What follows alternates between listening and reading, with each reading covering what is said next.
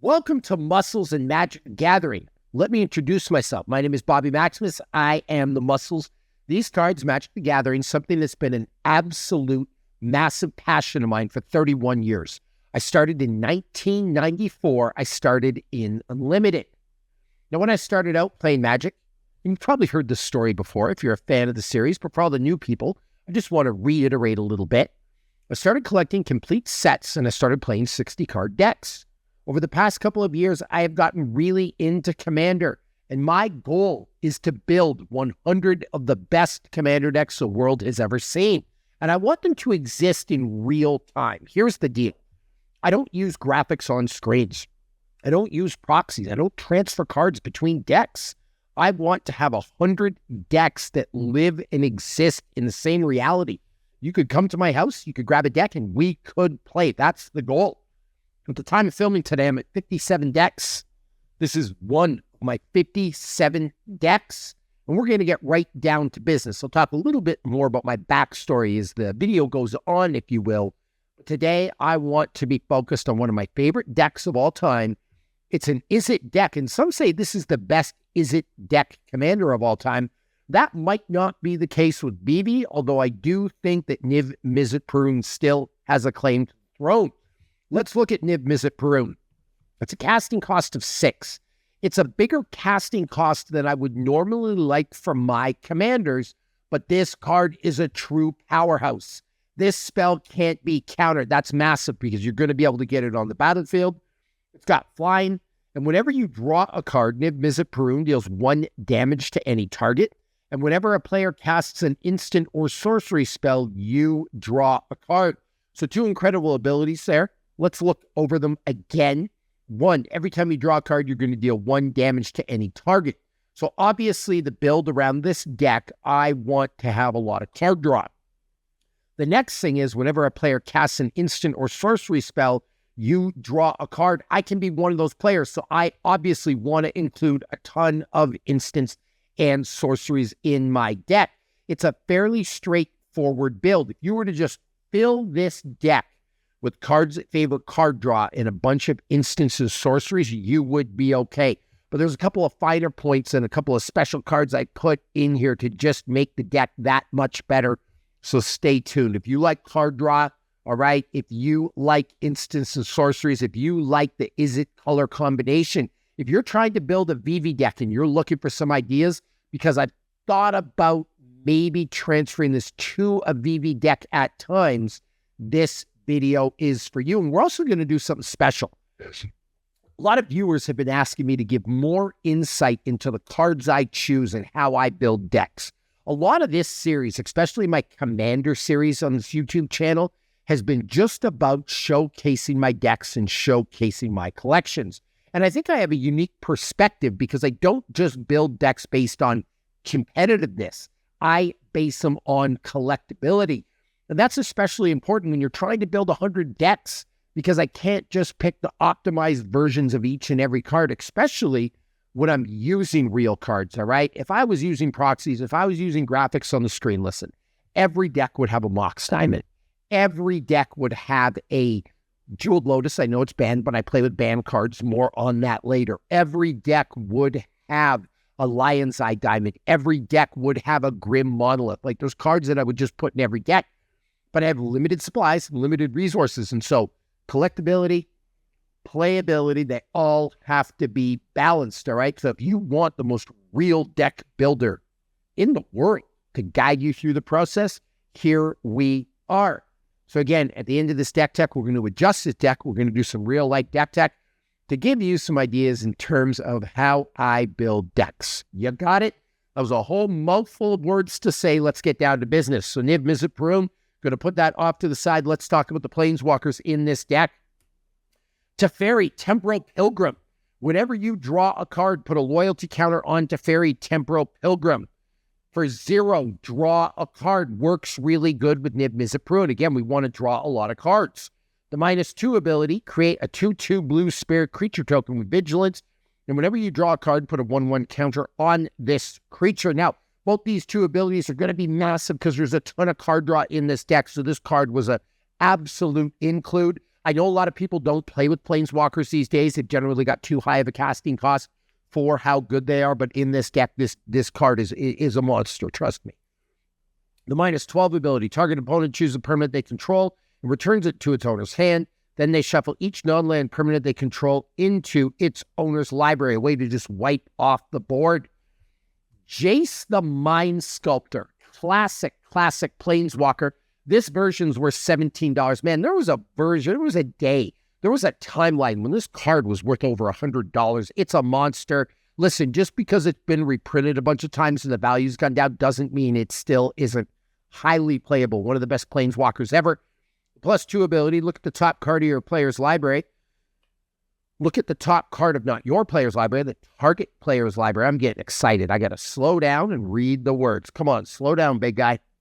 You may put that card on the bottom of that player's library. The 0 ability, and this is massive in the Niv-Mizzet Parun deck. Draw 3 cards. We're going to draw 3 cards and do 3 damage to any target right away. Put 2 cards from your hand on top of your library in any order, a great way to card sort.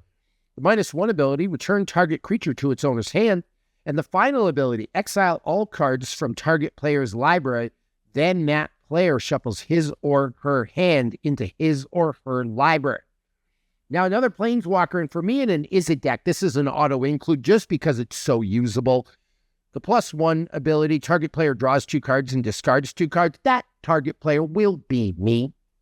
The -2 ability, gain control of target artifact. I want to steal your artifacts. And there's a lot of powerful artifacts on the battlefield. You want to take care of somebody's One Ring? Dak Faden is the answer. And then a -6 ability, you get an emblem with whenever you cast a spell that targets 1 or more permanents, gain control of those permanents. And with all the instants and sorceries in here, this really, really works well. Those are the Planeswalkers, all right? Now let's talk about creatures. Archmage Emeritus. Whenever you cast or copy an instant or sorcery spell, draw a card. Niv-Mizzet Synergy. The Hull Breacher, we talked about illegal cards. I mentioned the Jeweled Lotus. I might have mentioned the Mana Crypt. I can't remember. I play with banned cards. Listen, I am on this kick lately. Actually, I've been on this kick forever. I think the ban list is pure and utter nonsense. I think it's hypocritical, and I think it targets a certain type of demographic within the Magic the Gathering community unfairly. You can't tell me that a Hull Breacher is more powerful than Aristic Study. Aristic Study is a monster of a card. You'd have a hard time convincing me that maybe one of the most degenerate cards in Magic the Gathering history, Vivi, is less powerful than a Dockside Extortionist. I would rather deal with a Dockside than deal with a Vivi. I would rather deal with a Mana Crypt than a Soul Ring. Soul Ring is a better card. Let's talk about why Soul Ring is allowed and Mana Crypt is not. Because Soul Ring is included in every precon ever. You see, the ban list would have you believe they're looking out for the good of the game, the integrity of the game. They won't ban Soul Ring because it's in every precon ever. It would ruin the finance of the precon market. All these other precons that are out there, they'd be kind of useless, right? So they don't ban Soul Ring, but they ban Mana Crypt. And in any timeline, if you're on this Earth, if you're on the 661st variant of Earth, the 997th, like it doesn't matter what timeline you're in, what universe you live in, what multiverse, what plane you call your home. A Soul Ring is better than a Mana Crypt. That's just a fact. You know why Mana Crypt's banned? Because it's expensive and it's rare, and a certain type of person gets really, really salty on the internet, on the Reddit forums or whatever, when one person has a Mana Crypt and they don't. So the ban list, it unfairly targets collectors, people that invest in their cards. The guy who will spend $50 to $80 a week on DoorDash, maybe $200 a week, will cry from the high heavens that somebody else can afford a Mana Crypt. Get out of here with this. All right? We need to stop the hypocrisy. All right? I've went way off track. The ban list, it boils my blood. Magic the Gathering, if you are listening, unban every single card right now. And speaking of that, we have the Dockside Extortionist. You know what it is. When Dockside Extortionist enters the battlefield, create X treasure tokens where X is the number of artifacts and enchantments your opponents control. We have a Snapcaster Mage. Love this card. Whenever Snapcaster Mage enters the battlefield, target instant or sorcery card in your graveyard gains flashback until the end of turn. The flashback cost is equal to its mana cost. Spellseeker.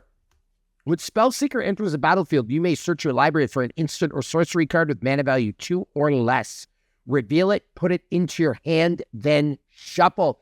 Acts as a tutor. There's a lot of great instant or sorcery cards. A lot of great instant or sorcery cards with mana value 2 or less. This card, by the way, this card is worth $14.15, and trust me, it is worth every single penny. Leer, Disciple of the Drowned. Spells can't be countered. Each instant and sorcery card in your graveyard has flashback. The flashback cost is equal to that card's mana cost. Delver of Secrets. Love this card if you have a bunch of instants or sorceries. At the beginning of your upkeep, look at the top card of your library. You may reveal that card. If it's an instant or sorcery, you get to transform the Delver of Secrets. It's a 1-drop, and I love 1-drop cards. I love low casting cost things. It turns into the Izzet-style Aberration, flying, and it's a 3/2. That might happen for you on turn 1. The Malevolent Hermit. Sacrifice Malevolent Hermit. Counter target non-creature spell unless its controller pays 3. Disturb. You may cast this card from your graveyard, transform for its disturbed cost, and let's transform it. Turns into the Benevolent Geist. It's a 2/2. It's got flying. Non-creature spells you control can't be countered. If Benevolent Geist would be put into a graveyard from anywhere, exile it instead. This deck's got a lot of great spell slingers in it too, so you have a spell slinger deck, pay attention. The Haughty Djinn. Flying. Haughty Djinn's power is equal to the number of instant and sorcery cards in your graveyard. Instant and sorcery spells you cast cost 1 less to cast. By the way, this card here, the Malevolent Hermit, I know it's inexpensive. It's 68 cents. It's an incredibly powerful card. You see it in CDH all the time. Don't sleep on inexpensive cards. Ancient Silver Dragon. Flying. Whenever Ancient Silver Dragon deals combat damage to a player, roll a d20. Draw cards equal to the result. You have no maximum hand size for the rest of the game. Imagine you roll a d20 with Niv-Mizzet Parun on the battlefield. Huge. Baral, Chief of Compliance. Instant sorcery spells you cast cost 1 less to cast. Whenever a spell or ability you control counters a spell, you may draw a card. Massive for Niv-Mizzet. Eluge, the Shoreless Sea. Incredible commander if you're building a mono blue deck, but it works really good in this deck too. Eluge's power and toughness are equal to the number of islands you control. Whenever Eluge enters or attacks, put a flood counter on target land. It's an island in addition to its other types for as long as it has a flood counter. First instant or sorcery spell you cast each turn costs a blue mana or 1 colorless less to cast for each land you control with a flood counter on it. So it's a great way to reduce the casting cost of your things. The Watcher in the Water. Interesting card from Lord of the Rings. It's a 9/9. It enters the battlefield tapped with 9 stun counters on it. Whenever you draw a card during an opponent's turn, create a 1/1 blue tentacle creature token. Whenever a tentacle you control dies, untap up to 1 target Kraken, put a stun counter on up to 1 target non-land permanent. Massive card in this deck. Melik, Reforged Researcher from Murders at Karlov Manor. And I've said this before, I'll say it again. I actually saw a poll today. People were talking about the worst Magic the Gathering sets ever. And Final Fantasy was on it, which means the list is just BS. I don't buy it. Assassin's Creed was on it. BS. I loved Assassin's Creed. But Murders at Karlov Manor, people rip on this all the time. And I think it's an absolute amazing set. And I actually think time will be really good to the set. I'm not just talking about Surveil lands either. I'm talking about a card like this. Its power and toughness is equal to twice the number of instant and sorcery cards in your graveyard. The first instant or sorcery spell you cast each turn costs 3 less to cast. Massive card. Consecrated Sphinx. Talk about a great card in this deck. Whenever an opponent draws a card, you may draw 2 cards. Niv-Mizzet Visionary. No maximum hand size. That's important because we're drawing cards through the roof. Whenever a sorcery control deals non-combat damage to an opponent, you may draw that many cards. Talran Sky Summoner. You cast an instant or sorcery, you put a 2/2 blue Drake creature token with flying onto the battlefield. The Firemind, another Niv-Mizzet. Whenever you draw a card, Niv-Mizzet the Firemind deals 1 damage to any target. Just doing double duty here, and then tap it. Draw a card. The twin Niv-Mizzets just wrecking the table. Chasm Skulker. Whenever you draw a card, put a 1/1 counter on Chasm Skulker. You have any idea how big this is going to be? And when it dies, you're going to make all these crazy blue squid creature tokens with Island Walk, where X is the number of 1/1 counters on here. Everybody's favorite card, Jin Gitaxis, the Progress Tyrant. Whenever you cast an artifact, instant, or sorcery spell, copy that spell. You could choose new targets for the copy. Whenever an opponent casts an artifact, instant, or sorcery spell, counter that spell. It triggers only once each turn. We have the Four Augur, all right? This card, I'm going to read it here because I have the Japanese version. Flash, at the beginning of your end step, draw 7 cards. My lord, with Niv-Mizzet, is this ever going to be a monster? Each opponent's maximum hand size is reduced by 7. Listen, I'm always talking about the high casting cost of things. You can't have too many high casting cost cards in your deck. But this card with Niv-Mizzet is unreal. You get this in Niv-Mizzet on the battlefield, I can almost guarantee you it's going to be game over for all your opponents. Goblin Electromancer, another way to reduce the casting cost of our instants and sorceries. This card in this deck is huge. The Locust God. Flying, whenever you draw a card, create a 1/1 blue and red insect creature tokens with flying and haste. We're going to have about 1 million of these. You can draw a card, then discard a card by paying some mana. You can do that as many times as you want each turn. And when the Locust God dies, return it to the owner's hand at the beginning of the next end step. Super hard to get rid of. Body of Knowledge. Body of Knowledge, power, and toughness are equal to the number of cards in your hand. No maximum hand size. You need that in the Parun deck. And whenever Body of Knowledge is dealt damage, draw that many cards. And then finally, Stormcatch Mentor. Haste, prowess, and instant and sorceries cost 1 less to cast. Listen, I'm always talking about mana ramp in a deck. A way to mana ramp per se, not traditional mana ramp, is to reduce the casting cost of your things. Those are our creatures. Let's talk about our instants and sorceries. We got a bunch of them. We have a Cryptic Command. Choose 2. Counter target spell. Return target permanent to its owner's hand. Tap all creatures your opponent controlled. Draw a card. Card draw again. The Nexus of Fate. Love this card. Take an extra turn after this one. If it would be put into a graveyard from anywhere, reveal Nexus of Fate. Shuffle it into its owner's library instead. We have an Izzet Charm. Choose 1. Counter target non-creature spell unless its controller pays 2. Izzet Charm deals 2 damage to target creature. Draw 2 cards, discard 2 cards. Massive. Blue Sun's Zenith. Target player draws X cards. Shuffle Blue Sun's Zenith into its owner's library. With all these casting cost reducers, we can pump this up massive. 3 steps ahead from Outlaws of Thunder Junction. Spree. You counter target spell. You can create a token that's a copy of target artifact or creature you control. And then it's got some card draw. Counter spell. One of the greatest classic cards of all time. You know what it does. You have a blue deck, it's got to be in there. Mind Spring, again, draw X cards. I told you, card draw everything. Solve the equation. Search your library for an instant or sorcery card, reveal it, put it into your hand, and shuffle. I talked about tutors. Technically, this deck has 4 tutor cards. Mystical Tutor, spoiler alert, Solve the Equation, Gamble, spoiler alert, and Spell Seeker. You need more tutors. You want to build a competitive commander deck. Tutors are huge. Time Spiral. Insane card in this deck.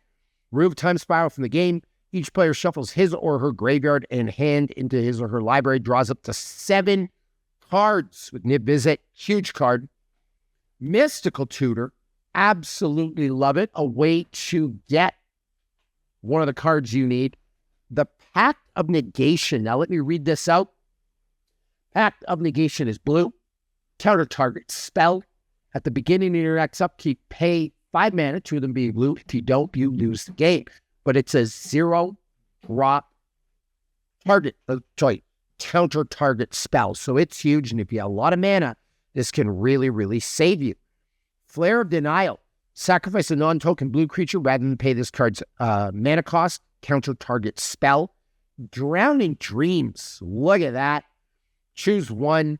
If you control a commander as you cast a spell, you may choose both instead. Target player draws X cards. That's going to be me. You're going to mill a bunch of cards. Lightning Bolt, most perfect Magic Gathering card ever created. Prismari command. Choose two. 2 damage to any target. Draw 2 cards, discard 2 cards. Create a treasure token. Destroy target artifact. Removal is important in a commander deck. Negate, counter target non-creature spell. Force of Will, an old school Force of Will. I'll be collecting a lot of years. You may pay 1 life and remove a blue card in your hand from the game instead of paying Force of Will's casting cost. Effects that prevent or redirect damage cannot be used to counter this loss of life. Counter target spell. Arcane Denial, another great one. Counter target spell. Its controller may draw 2 cards at the beginning of the next turn's upkeep. You draw a card at the beginning of your next turn's upkeep. Flame of Vanur from Lord of the Rings, huge card. Choose one. If you control a wizard, and we got a lot of wizards in here, as he casts a spell, you may choose 2 instead. Target player draws 2 cards. That will be me. Destroy target artifact. Flame of Vanur deals 5 damage to target creature. We have a gamble. Incredible tutor and really extra special if you can fish stuff out of your graveyard. Temporal Mastery. Great card. Take an extra turn after this one. Exile Temporal Mastery. You can play it for its miracle cost if it's the first card you drew this turn, and chances are this is going to happen. Stock Up. Great card from Ether Drift. Ether Drift, again, was on that list of sets that people hate. I loved Ether Drift. Don't at me about it. It was a great set. You'll see in time. Trust me. I use a lot of cards from Ether Drift in my various decks. Look at the top 5 cards of your library. Put 2 of them onto your hand, and the rest on the bottom of your library in any turn. Gitaxian Probe. I love looking at players' hands, and I love drawing cards. But looking at a target player's hand, if you can get the idea of somebody's strategy or what they have, you're way ahead in winning the game. People don't use this enough. Careful Study. You draw a card, draw 2 cards, and discard 2 cards. And it is the Universes Beyond Ghostbusters one, which I love. And another one. Love this. Each player discards their hand and draws cards equal to the greatest number of cards a player discarded this way. Massive card draw for me in this deck and massive damage for some target. I'm going to tell you that. Let's talk about enchantments. 1,000-Year Storm. Whenever you cast an instant or sorcery spell, copy it for each other instant sorcery spell you've cast before it this turn. You could use new targets for the copies. Teferi's Ageless Insight. If you would draw a card, except the first one you draw in each of your draw steps, draw 2 cards instead. Again, card out mana. Super underrated. Instant and sorcery spells you cast cost 1 less to cast. This is one of those cases to solve. You've cast 4 or more instant and sorcery spells this turn. This is going to happen in this deck. And solved, whenever you cast an instant or sorcery spell, draw a card. These cases in Murders of Karlov Manor, they're super useful. And then we have Artist's Talent. Whenever you cast a non-creature spell, you may discard a card. If you draw a card, level 2, non-creature spells you cast cost 1 less to cast. So much mana reducing here. It's unreal. Level 3, if a source you control would deal non-combat damage to an opponent or permanent opponent controls, it deals that damage plus 2 instead. We have the Underworld Breach. Great card and one of the 6 game changers in this deck. And the beauty of this card right now is you can get this for $9.16. That's an absolute bargain. Each non-land card in your graveyard has Escape. The Escape cost is equal to the card's mana cost, but exile 3 other cards from your graveyard. At the beginning of your end step, sacrifice Underworld Breach. Great card. Let's talk about artifacts. Soul Ring, greatest mana ramp card of all time. And again, it's why Mana Crypt should be legal. It's why Jeweled Lotus should be legal. Go ahead, try to argue. If you were building a deck, not based on money, not based on collection, and you could choose only one, Soul Ring or Mana Crypt, you would choose a Soul Ring. You're insane if you wouldn't choose the Soul Ring. That's why Mana Crypt should be unbanned. It's not based on the goodness of the game or trying to make things fair that a Mana Crypt's oppressive or it's unfun or whatever other reasons people have. It's hypocritical and garbage and punishes collectors. Get rid of it. Free my Mana Crypt, free my Jeweled Lotus. I'm going down that rabbit hole again, but I'm passionate about it. And I know you agree. So drop a hell yeah in the comments, all right? Talisman of Creativity. Love these talismans. Mind's Eye. Whenever an opponent draws a card, you may pay 1 if you draw a card. And then the Isochron Scepter. When Isochron Scepter comes into play, you may remove an instant card with converted mana cost 2 or less in your hand from the game. Then you may copy this imprinted instant card and play the copy without paying its mana cost. Absolutely massive in this deck. Those are my artifacts. Let's talk lands, and then let's do some live deck because this deck needs to be improved. I have a bunch of basics in here. Whenever I run a 1 or 2 color deck, I use a lot of basics, and I wonder if I have any cool ones. Oh, that's a cool one. I like to really, really display some of the basic lands that I love that I've collected. Again, I build for collecting, so we have a bunch of basics here. There's actually 1, 2, 3, 4, 5, 6, 7, 8, 9, 10, 11, 12, 13, 14, 15, 16, 17, 18, 19, 20, 21, 22, 23, 24, 25, 26, 27, 28, 29, 30, 31, 32, 33, 34 basics in here. A lot of lands. I play with a lot of lands. You need to play with more lands. We have 37 lands in total. Now we have an Izzet Guildgate. Izzet Guildgate enters the battlefield tapped. All right. Actually, I made a mistake. I skipped over one of the non-basics, and it was the Shivan Reef.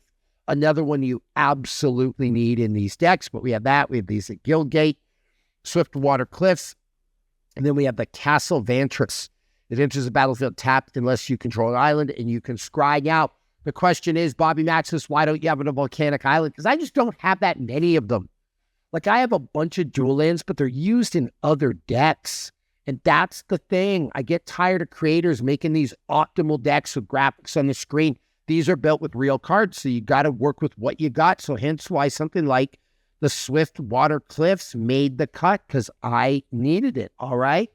Now, let's talk about some live deck tech here for a minute. When I look at this Niv-Mizzet Parun, and really pay attention, because this is what goes through my mind. Yes, I build for collectability.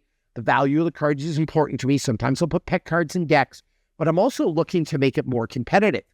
And I've always said that the 3 most important aspects of a commander deck are card draw, tutoring, and mana ramp. So I'm always looking at cards that tutor, mana ramp, or card draw. I got enough card draw in here to improve the deck. But the other thing I'm looking at is the total mana value of the deck. 214 is the total mana value of this deck. It moves a little slow for my liking, right? I want to get it going faster. How do you get it going faster? Well, you get the total mana value of the deck down. In CEDH today, people are winning on turn 2, turn 3, right? You see some turn 1 wins, but the mana value overall of the deck is insanely low. I've seen them in the 130s, the 120s, 141, 142. What's total mana value? It's all the mana values on the cards added together. Lands obviously have 0. This is 4. This is 3. That means we have 7. We had 6, 13 for these 3 cards. Add all the cards together. Some people use curve to talk about how fast the deck's going to use. I think or going to go. I think that's too complicated. I think just the total mana value is the best way to go. If you pay attention to the total mana value, it's a simple way that your card's going to sort it out itself, because you can't have too many high casting cost things. So another way that I adjust my decks is I look for cards that have less of a casting cost that do more than what's in the deck. So I have my deck up here in Moxfield. I'm going to put a link to the deck list in my show notes. I've got to get this mana value of 214 down. Now, one more thing. I don't pay a lot of attention to the bracket system, right? Like, I just want to play with the highest powered decks possible, but if you are paying attention to the bracket system, you also got to take that into account. For today, this is a bracket 4 deck, and we're not changing that. So really what we're trying to do is get rid of the high mana value of the deck. I'd love to see this under 200. I'd love to get it low. Some of my best decks are in the 150s. I have a Muldrotha deck that's in the 150s. It goes really, really hard. So what I'm going to do is I'm going to look at my deck list. I'm going to say, what are the highest casting cost things that I can get rid of?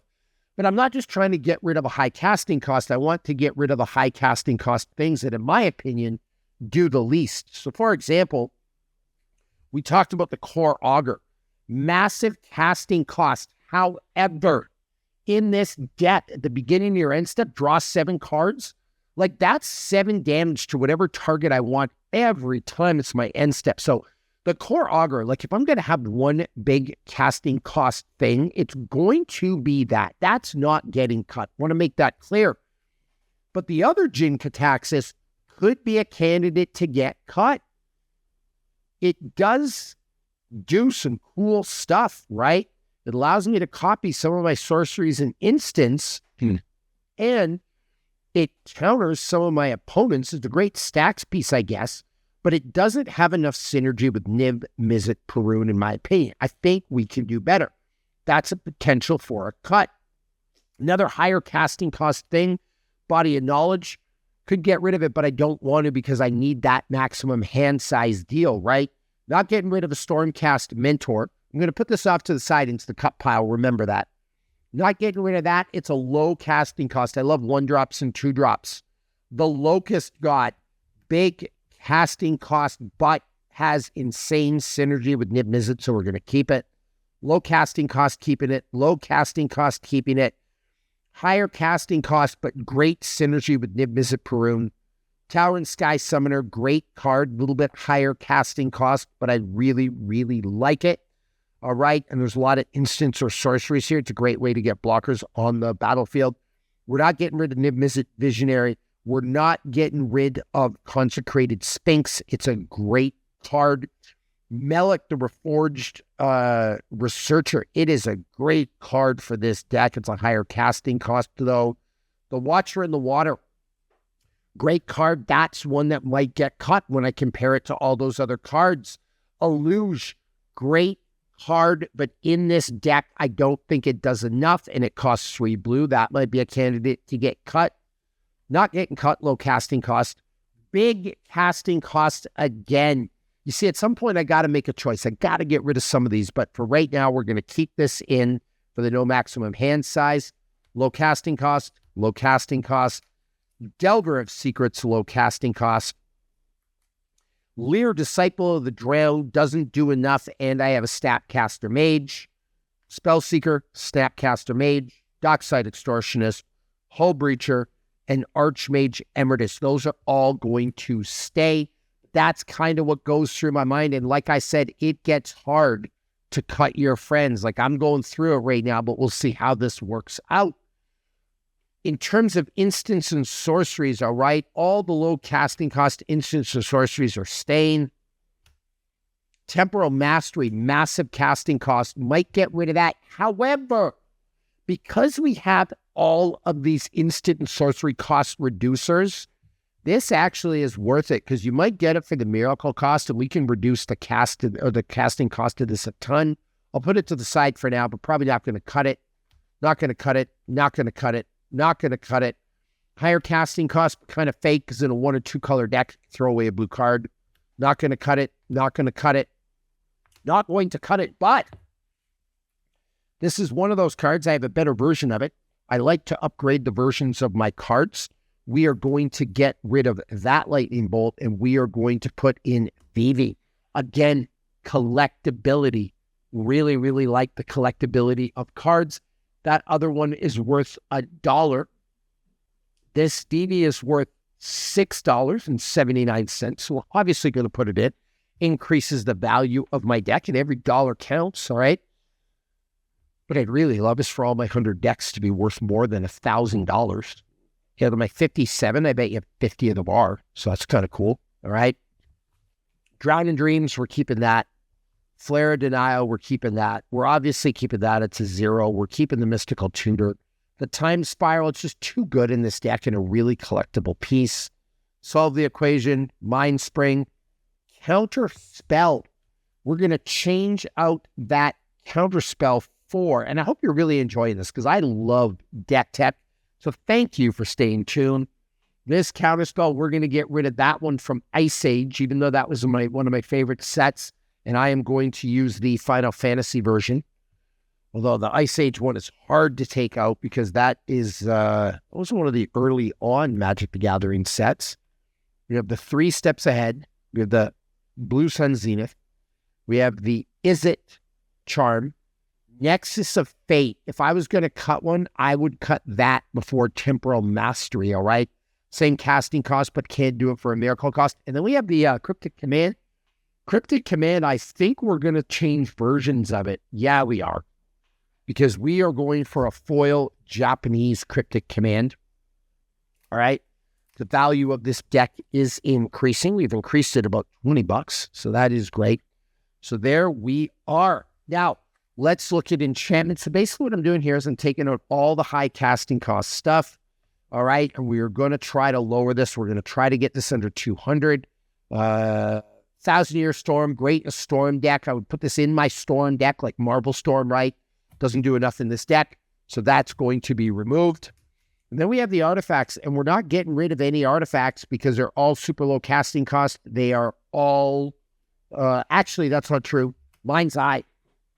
Mind's Eye is a great card, but we have so much card draw in here already that might get cut. So those are the ones up for cutting. We got some stuff with bigger casting costs. Now let's see what we can remove and get rid of. And I'm actually going to rank these in order of the ones I want to get rid of first before the ones I want to get rid of least. And I think the first one we're going to get rid of is Jin Gitaxias, Progress Tyrant. And I have the perfect card to put in here that we absolutely need. Are you kidding me? Vivi. Why is Vivi not in here? Because I built this deck before it came out. So we're going to get rid of, now keep in mind, I want to write this down. Actually, I'll remember 214. Remember that mana value? And we're going to get rid of Jin Gitaxias, Progress Tyrant. We are going to add a Vivi. And this is the perfect example of Vivi Orienteer. Okay. So across all fronts, we went from a casting cost of 7 to a casting cost of 3. Vivi is a much more powerful card. It fits the mechanics of the deck because we have a bunch of non-creature spells. So it's a better card in this deck. More power, less of a casting cost, higher dollar value. Like across all deck building fronts, it is better. And I had said, and I'm actually going to write this down, 214, the mana value. The mana value of the deck just dropped to 210. Now, not a significant change, but we do this across a bunch of cards, you will see the difference. So Vivi. All right, next up, let's get rid of the 1,000-Year Storm. And I have some cards that we can put in here, and here is a no-brainer, Expressive Iteration. I can't believe this wasn't in this deck. This is one of those Izzet cards that goes in any Izzet deck ever. Look at the top 3 cards of your library, put one of them on your hand, put one of them onto the bottom of your library, exile one of them. You may play the exiled card this turn. That goes in any Izzet deck ever. Why? When you pull 3 cards out, you're going to put one in your hand, you're going to exile the land, which means you can play for free, and then one on the bottom of your library. So great for card draw. All right. We are going to get rid of the 1,000-Year Storm for a casting cost of 6. And we are going to put Expressive Iteration in, or Iteration. All right. And it is a sorcery, so that works out really, really well. Better than an enchantment in this deck. So there we go. Expressive Iteration. You have made the cut, and it's a beautiful foil version of that card. So there we go. All right. Now, the next one up, the Nexus of Fate. And I've got a stack of cards here that are pre-selected for potential includes. And just to share them with you, we have Joy or Weatherlight Captain, all right? If we have a lot of historical cards, massive card draw. And if we have a lot of artifacts, a lot of legendary creatures, this card works really, really good. We need a command tower. I didn't have one of those in. That was an oversight. Got to fix that. Soul Ring, because we're going to switch our Soul Ring out. We have an island, because I want to switch one of our islands out. We need some commander protection. We got Lightning Greaves. Here's a card that actually is going to go in here for Nexus of Fate. And it does a couple of things. Number one, the Thought Vessel, no maximum hand size. Can't believe I didn't have one of those, but when I built this deck, I didn't have one. It's a better card for this deck than Nexus of Fate. Nexus of Fate is cool and all, but with the high casting cost and the fact that Thought Vessel also acts as mana ramp, and I didn't have a lot of mana ramp in here, this is important. And the number that I use for my decks is I like my decks to be under 200 for mana value, just so we're clear. Again, if I could get it down to 150, I would, but there's no way I'm getting this deck to 150 with these cards. So the version of this is C15. And thanks, by the way, this is an extra long episode of this, but I love that you're sticking with me. There we go. We're down to 201. Like this deck, that's a massive upgrade, all right? So we're going to put the Thought Vessel in there. We are going to get rid of Illuge, the Shoreless Sea. It's a great card. Oh, wait, though. The cost reducer. You know what we're going to get rid of? We're going to get rid of Lear, Disciple of the Drowned. It is a legendary creature. Actually, you know, I don't want to get rid of Lear quite yet. Let's get rid of the Mind's Eye. It's a great card, but I think I can do more with... This is one that's hard to cut, to be honest with you. But I think the Lightning Greaves is more important to protect my commander. So let's go Lightning Greaves. It's an artifact. It's a historic, which is good. And this is the Doctor Who version. It's a Doctor Who version. Who doesn't love Doctor Who?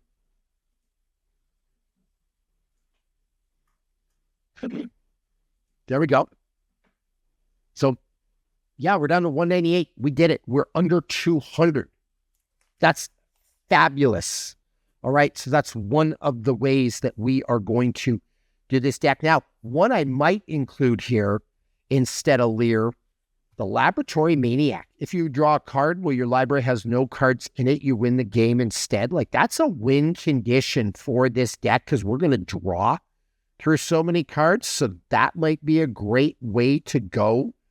And what would we get rid of for that? I'm going to say it only costs 3. That might be better than a Luge. It might be better than a Watcher in the Water.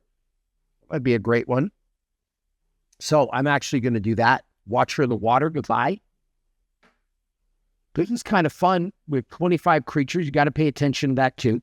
We're going to get rid of the Watcher in the Water, and we're going to do the Laboratory Maniac.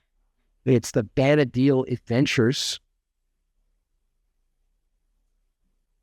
Laboratory Maniac in this deck is really, really good. That adds a big win condition.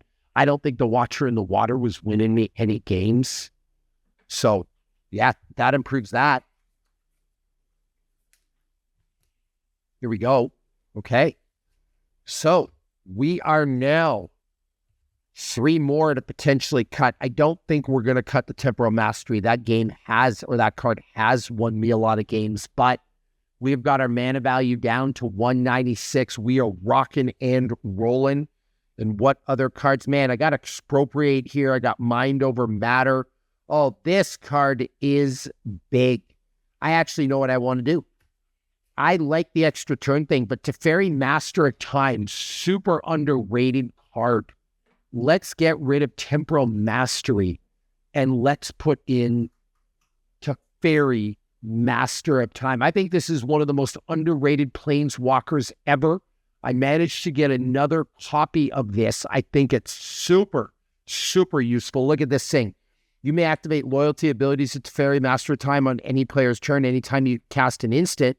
So I'm going to be able to cast instants a lot. So I'm going to get a ton of loyalty counters. +1 just at that. Draw a card, discard a card. Great for Niv-Mizzet. Target creature you don't control phases out. Great.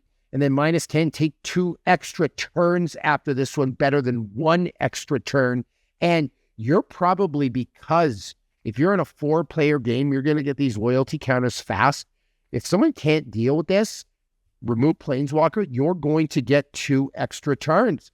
So now, the total casting cost of the deck is down to 193. We still have 2 cards left we could potentially swap out. Man, I would love to put an Acid Rain in here just because I want to kill some degenerate green players. That would be kind of fun. Expropriate is a great card, but not for this deck. The casting costs are already too high. We have a Sink into Stupor. That is a great card right there. Return target spell or an online permanent an opponent controls to its owner's hand. It can also act as a land. That's almost a must. We are going to get rid of Lear, Disciple of the Drowned. We are going to put that in because we do want a lot of instants and sorceries. And this is hard. I mean, you could make a lot of arguments either way about what cards we're going to put in, but Sink into Stupor is one of those great cards. And it's the foil version. This thing is worth $9.32, so we upgraded there. So Lear, Disciple of the Drowned, you got cut. It looks like a luge. The Shoreless Sea might stay. Let me see what else we have. It's a 4. The one card that I might include, and by the way, we're going to put some lands in here too. I did not have a Reliquary Tower, but I absolutely need one, so I will put that in. Don't you worry. I will put a Riverglide Pathway. I'm going to put this fancy mountain. I'm not going to bore you with the lands, but that's what we're going to do. We are going to put those in. Rest of the cards are gone. The one card that we're going to put in a Command Tower too. Absolutely. We're going to make the change on the Soul Ring. But the one card that we might put in is a Joyra. And what I first want to figure out here is how many historics do I have? I need a lot of legendary creatures. I need a lot of artifacts. So legendary creatures, all right? Well, not legendary creatures, legendaries, period. We have 4 planeswalkers. Great. Baral. So there's 5. Eluge. There's 6, but Eluge might lose, so we're back down to 5. Jin-Gitaxias is 6. Melik is 7. Niv-Mizzet is 8. Niv-Mizzet is 9. Talrand is 10. The Locust God is 11. Vivi is 12. Ah, man, there are 17 legendaries. Fairies Aegis Insight, there's 18 legendaries. Man, Joyra could go pretty hard in this. Whenever you cast a historic spell, you can draw a card. Wow. Now, in a legendary deck, obviously that is massive. The real question is, does that do more for me for a Liege, the Shoreless Sea? Right? They're the same casting cost. And a Luge, man, the fact that the first instant or sorcery spell turns costs less for each land you control with a flood counter on it. Man, I'm going to get a lot of flood counters on this. When it enters or attacks, put a flood counter on target land. This is a toss-up because I got a lot of legendaries and I like the card draw. It is a card draw deck. That's the struggle. That is the eternal struggle right there. I mean, obviously I wish I had a Mox Diamond or something because that would be a no-brainer. Or another mana crypt. But we did get the mana value down to 191, so we took it down. Man, that's a lot of points. It's like 21 points. That is huge. And we were able to play with the deck. I don't know if I want to take out a Luge for Joyra. Man, I wish I had more legendaries. I probably will at time. I'm actually going to do that proactively especially because it takes 3 islands. So let's go Joyra right now.